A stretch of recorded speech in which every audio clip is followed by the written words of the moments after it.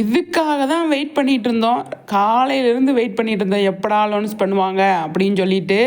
எதை பற்றி பேசுகிறேன் அப்படின்னா, நம்ம இந்தியன் டிவி கப்புள் அவங்க வந்து ஓட்டிங்கை வந்து ரிலீஸ் பண்ணிகிட்டே இருந்தாங்க கொஞ்சம் கொஞ்சமாக. டாப் 10 வரை வந்துடுச்சு. அதுக்கப்புறமா வந்து நம்பர் 1 இடத்த யார் பிடிப்பான்னு ஒரு கப்பலும் வந்து டஃப் கொடுத்துட்டு இருந்தாங்க இல்லையா. நம்ம வீக்காக அலௌன்ஸ் பண்ணிடுவாங்க, எப்போ அலௌன்ஸ் பண்ணுவாங்க அப்படின்னு வெயிட் பண்ணிக்கிட்டே இருந்தோம். கண்டிப்பாக வந்து அலௌன்ஸ் பண்ணிட்டாங்க. இந்திய அளவில் விஜய் காவேரி முதல் இடத்த பிடிச்சிட்டாங்க அப்படிங்கிறது அவ்வளோ ஹாப்பியாக இருக்குது. நம்ம வீக்கா ஃபேன்ஸ் தான் தெரிய விட்டு ஓட்டை போட்டு பயங்கரமாக வந்து கலக்கிட்டாங்க அப்படின்னு தான் சொல்லணும்.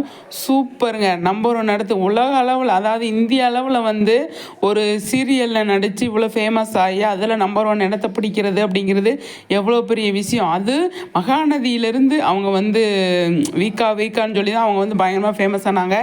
இதில் அவங்க வின் பண்ணியிருக்காங்க அப்படிங்கிறது கூடுதல் மகிழ்ச்சி. ஏன்னா நம்ம ஃபேவரட்டை இப்போ கரண்ட்டில் போயிட்டுருக்கு, அதை பார்த்துட்ருக்கோம் இல்லையா. அதனால் வந்து அதில் அலௌன்ஸ் பண்ணியிருக்காங்க பயங்கரமாக. அது நேற்று 10ஆம் தேதி அலௌன்ஸ் பண்ணுவேன்னு சொன்னதுலேருந்து கரெக்டாக அலௌன்ஸ் பண்ணிட்டாங்க. சூப்பரான விஷயம்.